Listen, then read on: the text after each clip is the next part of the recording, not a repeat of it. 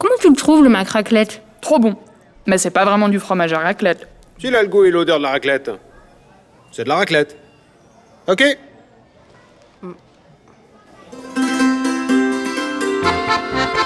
Fabriqué en Suisse. Avec Amy, nous fabriquons le fromage pour ton mac raclette. Essaye quelque chose de nouveau et goûte le nouveau mac raclette chicken. Commande-en un avec Mac Delivery et nous t'offrons le deuxième en exclusivité sur Just Eat. No, me and Paige weren't really that close. I only say I was her friend because no one else would ever talk to her. Yeah, the first time she ever spoke to me was in an English lesson where she asked if she could copy my homework, and I just thought it was nice. She thought my homework was worth copying. Yeah, by the end of the first term, I had an empty pencil case and a sort of friend. The only thing we ever did together was sit at the bottom of the school concourse where everybody else with no friends went. Yeah, everyone just thought she was a junkie, like Potty Paige, they called her, but yeah, I quite liked her, to be honest. Even if all she did was ramble and like, boy, I mean, she could tell a good story. I remember this one she told me about a fairy stealing her backy, and so she chased it into some woodland area, and she saw two elves going at it against a tree. She said it was like Lord of the Rings, but loads kinkier. I didn't have the heart to tell her that a live-action role-playing convention had been going on the same weekend, but yeah, the amount of conviction she had in telling it, it almost made you want to believe. I mean, she didn't ask many questions back, but then again, like, why would she? My life was boring. It's not like anyone else took an interest.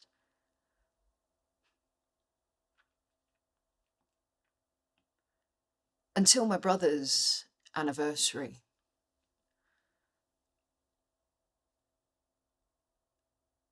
I hadn't shown up to school that day, which I never really did on those days. The next Monday, I met her at the wall as though nothing was different. And she'd asked me where I'd been last Friday. So I told her about my brother in as little detail as I could. And it was the strangest thing. You know, most people just look really awkward and they apologise for no reason. But she just nodded, as if she knew all along. So the next day she showed up with a little daisy chain, and she said that daisies were a little portal to the fairy world, and that if you see a ring of them in the grass, that means a fairy's trying to trick you. And if you stand in it, you like fall through to the underverse, whatever the underverse is. But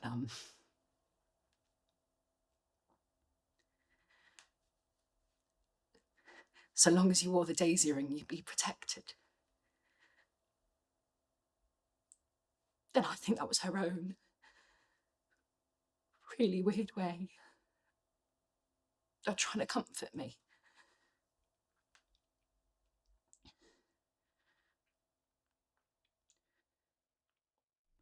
According to research, Londoners take on average 12 minutes to find parking, 6 months over a lifetime. In the UK, 550 million gallons of fuel are wasted annually, totalling over 5 million metric tons of CO2, just to find parking. But it doesn't have to be this way.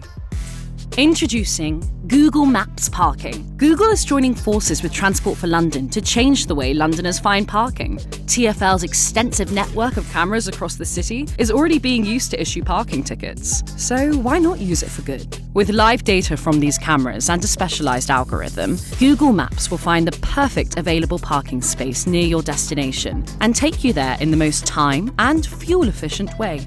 If the space gets filled, the app will recalculate to the closest available space. In your parking settings, you can also input your accessibility needs and car model, so Maps finds you a space that suits your needs. Choose for how long you need the space and pay for parking through the app with Google Pay.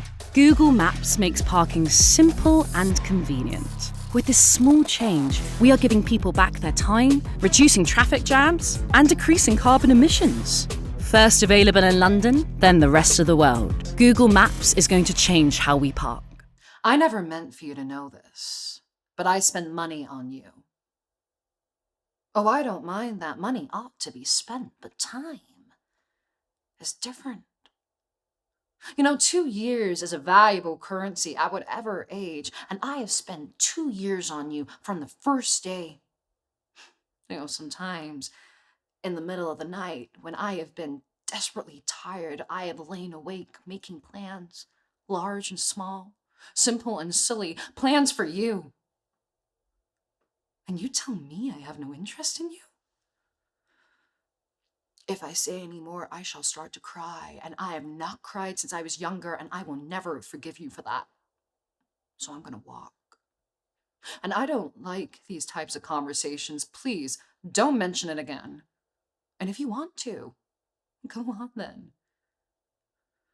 But please, be at school tomorrow. And if not, then don't.